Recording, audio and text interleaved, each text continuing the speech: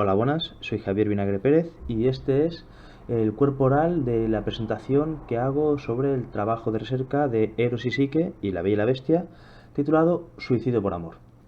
Muy bien, lo que voy a tratar en esta exposición van a ser pues los argumentos de ambas obras, un pequeño comentario dignificando y diciendo los puntos clave de cada obra.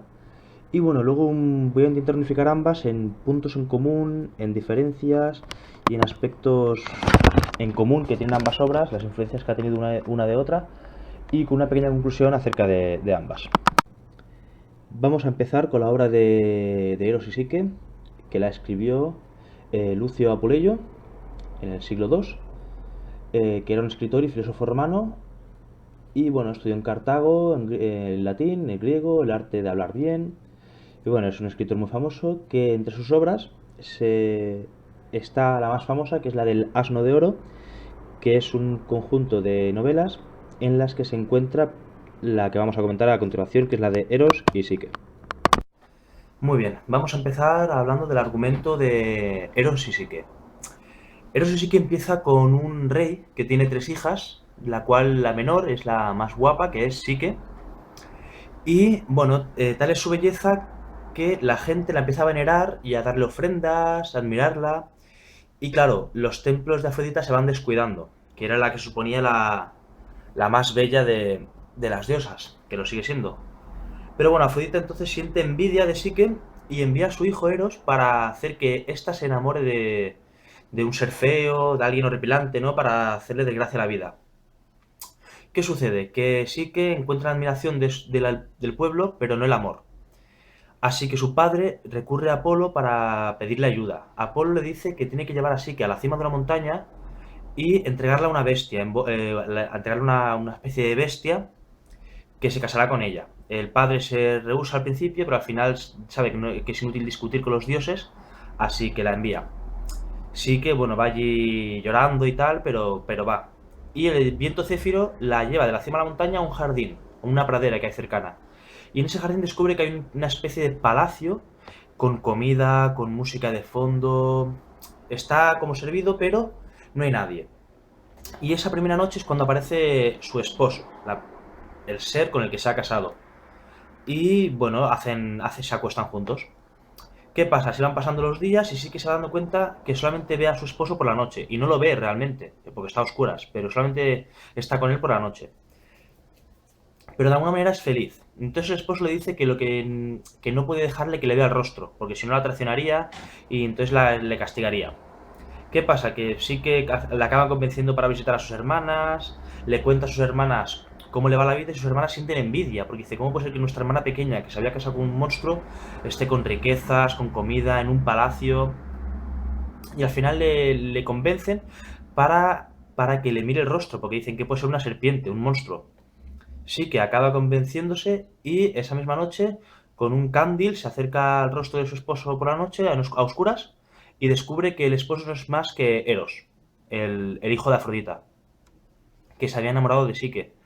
Este, al ver la traición de su esposa, huye y la abandona, embarazada, y Psique, bueno, decide seguirlo de poblado en poblado hasta que encuentra el sitio donde vivían sus hermanas. A esta les engaña diciendo que Eros va a por ellas, que está enamorado de ellas, y las convence para que se tiren desde la montaña para el jardín, con tan karma, digamos, que ambas mueren.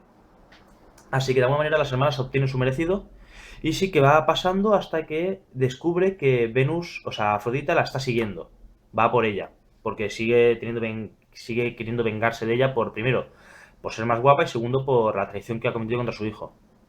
¿Qué pasa? Que una vez la encuentra, bueno, que la encuentra, sí que se rinde, se deja encontrar, em, le hace pasar por una serie de pruebas, como ordenar el grano, conseguir un vellón dorado de una oveja, etcétera, para redimirse. Y la última prueba consiste en que tiene que bajar al infierno, al inframundo, y conseguir un poco de belleza de Perséfone, la reina del inframundo. Eh, pero que no puede abrirlo, no puede mirarlo, lo que hay dentro de ese cofre, de ese pequeño cofre, que es donde se supone que está la belleza.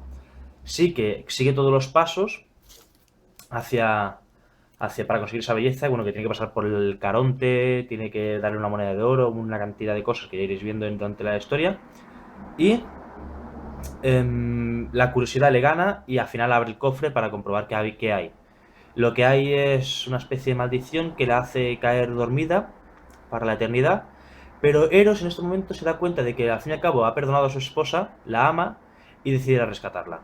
Para despertarla le da el beso, el famoso beso que Cánovas ha representado en la escultura, y bueno, una vez la despierta recurren a Zeus para buscar el favor del dios de dioses, para hacer inmortal a Psique, que la hace inmortal, y bueno, diga de alguna manera Zeus les concede el perdón y Afrodita los acaba perdonando también. Se casan y son felices para siempre. Y del fruto de este matrimonio, del bebé, sale Edoné, que es la diosa de la belleza, de la voluptuosidad. Muy bien. Ahora de la obra quisiera repasar unos cuantos puntos clave de la obra que me parecen los puntos más importantes. Vamos a empezar primero de todo con el inicio de la aventura, que para mí se desarrolla a raíz de la envidia que siente Afrodita hacia Psique, que se considera la competencia en cuanto a belleza y tal, ¿no? Es un punto importante, primero de todo, porque lo que he dicho es el inicio del desarrollo, es cómo empieza todo. Y segundo, es porque nos demuestra que los dioses, de alguna manera, no tienen esa aura de que tienen los dioses actualmente, de omnipresencia, omnipotencia, benévolos. No, no. Aquí Afrodita cae primero de todo en soberbia, en creída, y también en envidia. O sea, reflejan casi más los pecados que los propios humanos. Esto es un punto muy importante a tener en cuenta. Segundo de todo, quiero también remarcar una ironía que se da en la historia que me gusta mucho personalmente, que es el hecho de que Eros, que es el dios del amor, caiga enamorado de una mortal. También es otro punto más de que todos los dioses no son perfectos, ¿no? Que se pueden enamorar de mortales. Y para mí es un punto muy irónico y muy bonito. Otro punto clave en la historia es las hermanas, que es un tema recurrente en cuanto a este tipo de leyendas y mitología y narrativa, que hacen de punto malo, de enemigo, digamos, de la historia, ¿no? A la hora de convencer así, que de engañarla para que traicione a su esposo. Otro punto es la traición. Siempre es el nudo, es de donde se desencadenan las cosas. Y el castigo, que aquí es un castigo, más que un castigo, es la ausencia de este, que es el abandono por parte de Eros hacia Psique. Y bueno, también otro punto que este sí que lo hemos visto muchísimas veces, que incluye dos en este apartado, es, primero de todo, la puesta a prueba de Afrodita a Psique para buscar la redención, las pruebas que le hace, que lo hemos visto, por ejemplo, sin ir más lejos, en Hércules, ¿no? También la última petición que le pide de bajar al inframundo, que siempre suele ser la última tarea siempre suele ser imposible. Y aquí se determina el fenómeno que, bueno, el Deus ex machina que hay, ¿no? La ayuda por parte del autor, casi, que, que sí que recibe la ayuda en este caso, de ayuda divina, ¿no? Ayuda casual, como el junco que le comenta cómo hacer las cosas con las ovejas, la torre misma cuando sí que se va a suicidar ante la imposibilidad de la última prueba, que le dice cómo hacerlo, ¿no? Y, y bueno, aunque como otro tema recurrente también está la curiosidad humana, ¿no? Que es lo que nos caracteriza, porque aquí sí que vuelve a pecar de curiosa, como hizo Pandora en su momento, y abre la cajita de Perséfone, ¿no? Y bueno, como punto final también la inmortalidad que recibe Psique como recompensa, ¿no? Por parte de Zeus, el amor que fluye entre ambos, entre Psique y Eros. Y bueno, el perdón y el final feliz, que tiene un poco atípico en este tipo de historias porque no suelen acabar muy bien. El final feliz que tienen ambas. Como conclusión sacar eso, que, que hay una simbología muy clara entre el amor y el amor primero de todo, y luego entre la mente y el corazón, la unión de ambas, ¿sabes? Em, para mí el punto más importante que me ha gustado de esta obra es la debilidad de los dioses, el hecho de... Es lo más rebuscado quizás y no es lo más lógico. Lo más lógico es eso, la unión entre el amor y la mente, el corazón y la mente, el, el amor entre Eros y Psique, pero a mí el que más me ha gustado es esa parte que nos enseñan que los dioses son también débiles en algunos aspectos y bueno, que la diferencia entre los mortales y los dioses en la literatura a veces es muy ínfima. Muy bien, ahora vamos a hablar de la contrapartida, de la otra obra en cuestión, que es la de La Bella y la Bestia. Esta es una obra curiosa, primero de todo porque fue escrito a mediados del siglo XVI, aunque dicen que la leyenda y todo se remonta a principios del siglo. Y bueno, esto es un tema curioso porque la obra original, escrita por Villeneuve, eh, una escritora francesa que escribía cuentos basados en el folclore europeo, tenía más de 400 páginas y era mucho más trágica y mucho más oscura. Y hablaba muchísimo más del trasfondo de Bella, de la historia familiar y del trasfondo en general. En cambio, Beaumont, 15 años después, la cogió los elementos principales de esa obra y la hizo más cuento, más leyenda normal y corriente. Muy bien, pues la versión de Beaumont, que es la que vamos a tratar ahora, empieza de la siguiente manera. Empieza muy parecida a la de Eros. Es un mercader, en este caso, en vez de un rey, con 3 hijas. La menor, en este caso, es la Bella, la más bonita, la más guapa, la más simpática, la más amable, más bondadosa. Las 2 hermanas también. Las mayores son un demonio. ¿Qué pasa? Que la familia es rica, pero hay un punto clave de la historia que se quedan pobres al principio de la historia. Esto desemboca en que, bueno, que tienen que trabajar al campo, la actitud de Bella se pone a prueba, porque tiene que, claro, no es fácil ser alegre siendo rico que siendo pobre. Entonces hay un punto también en el que, bueno, que Bella está trabajando en el campo, está haciendo labores del hogar y al padre le avisan de que tiene un barco esperando con riquezas para él. Y el padre dice a sus hijas que qué quieren que les traiga. Las mayores piden vestidos, ropas, coronas, joyas, y la pequeña, la bella, pide una rosa. El padre va a puerto y descubre que el barco no, que no hay dinero, que lo tiene que pagar con deudas. Entonces al volver se pierde, encuentra un castillo en el bosque. Él ve como que una especie de dios le ha ayudado, un hada, un milagro, ¿no? Y el castillo, aunque parece abandonado porque no hay nadie, está lleno de comida para pasar la noche perfecto. Al despertar al día siguiente, va a salir por el jardín y ve una rosa. Y dice, bueno, pues oye, la rosa para la pequeña sí que la puedo llevar. La corta y en ese momento aparece Bestia, que le dice, eh, la rosa es para mí y a ti te voy a matar. A no ser que me traigas una de tus hijas. El mercader vuelve a casa, le cuenta la historia a sus hijas y Bella, como se siente culpable, porque la rosa era un regalo para ella, se sacrifica por el padre. Va al castillo a hablar con Bestia y descubre, bueno, que Bestia no es tan mala persona, que de hecho lo único que quiere es casarse con ella, aunque parezca demasiado, pero bueno, todo explicaremos el porqué. Y Bella siempre le rechaza, ¿no? Al final van pasando los días, Bella está en el castillo, atrapada, pero bueno, tiene libros, tiene un montón de entretenimiento, tiene comida, está bien cuidada, ¿no? Y este la trata muy bien. ¿Qué sucede? Que el padre de Bella enferma. El Bella lo ve por un espejo mágico que tiene porque se lo ha regalado Bestia. Y le pide a Bestia poder ir. Bestia le dice que vale siempre y cuando vuelva antes de 8 días. Y Bella va a casa y habla con las hermanas, le explica toda su situación. Las hermanas sienten envidia otra vez, la envidia recurrente de nuevo.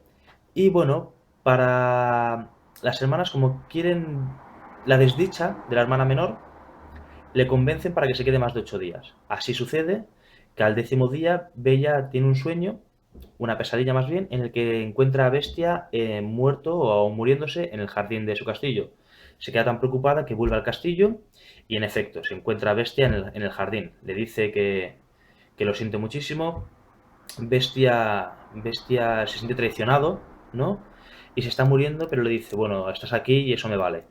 Y Bella descubre en ese momento que está enamorada de él, perdona, que está enamorado de Bestia y decide que sí, que se quiere casar con él, aunque se esté muriendo. ¿Qué pasa? Que el hecho de querer casarse con Bestia rompe la maldición a la que estaba sujeto Bestia y se transforma en un príncipe, ¿no? Entonces todos sacan felices, vuelven al castillo, allí se encuentran a toda la familia de Bella, que se había recuperado el padre, estaban las hermanas también, y un hada. El hada era la persona que le había provocado esas pesadillas a Bella para que viese, para que volviese al castillo, y es la que le ayudó a Bella en su momento. Es un poco lo que hizo Zeus, lo que hizo eh, el junco y la torre en Eros y Psique. Entonces, bueno, el hada castiga a las hermanas, en vez de con la muerte, con un estado casi peor, que es en un estado de estatua permanente, pero con conciencia, para que vean el gozo de Bella. Y acaban todos felices. Y bueno, ya para acabar, vamos a hablar de los puntos clave de esta obra, que vamos a empezar con la pobreza que sufre Bella al principio, que crea esa sensación de empatía, de necesidad hacia la protagonista. La promesa del sacrificio, la promesa que hace el padre a la bestia al decirle que le traerá una de sus hijas o vendrá él mismo a sacrificarse, y el sacrificio que hace Bella por él, ¿no? Porque se siente culpable por haber pedido la rosa y va ella en su lugar. También el amor que siente Bella hacia su padre, que le hace capaz de hacer ese sacrificio, y también el que siente por Bestia, que es un amor no superficial, sino dado de la virtud y nacido en el amor al carácter, a la personalidad, al trato que recibe, ¿no? Es un amor más idealizado. La traición también, aunque no es adrede, está provocada por la conspiración de las hermanas, por decirlo de alguna manera, que hace Bella a Bestia al estar más de 8 días fuera de casa, ¿no? Y como punto final de contrapartida es la recompensa. La recompensa que tiene Bella para, aun siendo bestia como es, querer casarse con él y luego, claro, al romper la maldición, pues tiene su recompensa ambos. Y es un relato como conclusión muy bonito, muy bonito, muy puro. Yo lo veo así, en el aspecto de que el amor que es un relato sobre todo romántico, el amor que siente Bella hacia Bestia está relacionado con la personalidad más que con la apariencia. Y aunque al final sí que creo que se echan un poco para atrás al transformar a Bestia en príncipe, aún así sigue siendo muy bonito. Y bueno, como puntos en común que tienen la Bella y la Bestia y Eros y Psique, aquí quiero remarcar lo importante. En común principalmente vamos a ir por lo básico, el entorno familiar de ambos, de ambas protagonistas. En este aspecto, que primero de todo, que las dos son protagonistas, son dos chicas, y el segundo aspecto, que tienen dos hermanas mayores con una personalidad más malvada y que son digamos, las antagonistas de la historia. También otro punto en común que tiene que he encontrado es que ambas se ven recluidas en una mansión, en un palacio encantado que le otorga de todo, pero están solas y están obligadas a estar allí, de alguna manera. No es un obligado muy agresivo, pero están obligadas. También el marido, ¿no? En este caso Bestia y Eros, que tienen muchas similitudes, porque aunque uno esté maldito y el otro no, en el caso de Eros no está maldito, ambos se protegen su identidad, ya sea Bestia está por la maldición y Eros por esconderse para que no se descubra que es Eros, ¿no? Y también la redención y el perdón. De nuevo surge en ambos aspectos la figura de Deus Ex Machina, en el caso de Psique como los dioses que la ayudan, y en el caso de Bella es la hada, y en la redención y el perdón, bueno, pues que ambas se arrepienten al final de lo que han hecho y reciben el perdón, de Eros y de Bestia en ambos casos, con una recompensa, la inmortalidad para Psique y el matrimonio, y para Bella el matrimonio sin inmortalidad. Y aunque tiene muchos puntos en común, también le veo bastantes diferencias para hacer que cada una tenga su personalidad propia, principalmente el castigo. El castigo que recibe Bestia y Bella, en el caso de... Ahí, Bestia y Bella, de Psique y Bella, en el caso de Psique es un abandono por parte de Eros, estando embarazada ella, y Bella no hay un castigo, el castigo lo sufre Bestia en este caso, que es la traición, y el castigo es el sentimiento de culpabilidad de creer que el estado de Bestia cuando se está muriendo lo ha provocado ella. También otro punto importante que tienen diferencia son las pruebas. En el caso de Psique tiene unas pruebas que pasar para buscarse esa redención, ese perdón, y Bella no. Bella la única prueba es el matrimonio de alguna manera, y es una prueba que ella acepta. También hay una pequeña diferencia entre Psique y Bella, que es que Psique sí que está enamorada de su marido desde el principio, y Bella no. Bella se da cuenta al final, que el amor a lo mejor nace desde el principio, sí, pero que una se da cuenta al principio que está enamorada y la otra al final. Y también el aspecto de los maridos, como he dicho antes, que uno está maldito y el otro no. No hay mucha diferencia en este aspecto, pero bueno, es un dato que quiero tener en cuenta. Por cierto, la maldición de Bestia está provocada por la hada malvada, que es la madre de Bella, en la versión de Villeneuve. Como conclusión, bueno, que a ver, que lo que he dicho, Bella y Bestia y Eros y Psique son dos relatos que Bella y Bestia está claro que bebe y se influencia del relato escrito por Apuleyo, que tiene personalidad propia, ya han pasado 1000 años y pico de diferencia, y tiene personalidad propia el de Bella y Bestia para ser valorado como único, ¿no? Pero sí que tiene esa influencia que se nota y que para mí A mí me gustó mucho. También es cierto que la simbología principal de Eros y Psique, que es la unión entre mente y corazón, no la tiene Bella del mismo modo. La versión de Bella es algo más romántica y obtiene una simbología más del amor idealizado en el aspecto no superficial, sino de la virtud, nacido de la bondad, ¿no? Y bueno, considero que la literatura se ha marcado un tanto con estas dos obras, principalmente porque aún han pasado 1500 años de diferencia y siguen teniendo personalidad propia y vida propia. Son dos obras que se han hecho películas, han hecho más obras de arte y bueno, se denota la calidad de ambas con estas obras.